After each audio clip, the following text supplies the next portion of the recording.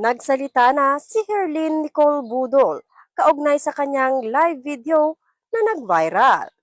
Nagbigay ng kanyang opinyon si Herlin Nicole Budol ukol sa viral na live video kung saan siya nakita sa video na naka-underwear lang siya. Sa kanyang pahayag, sinabi niyang wala siyang makitang mali sa isyung ito dahil kapag rumarampa siya ay swimsuit din ang suot niya.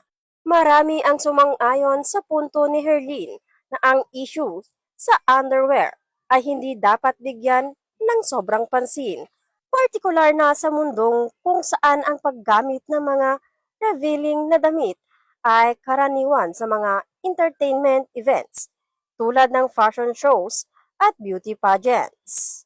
Big issue agad sa underwear? Personally, I don't see anything wrong for the underwear issue.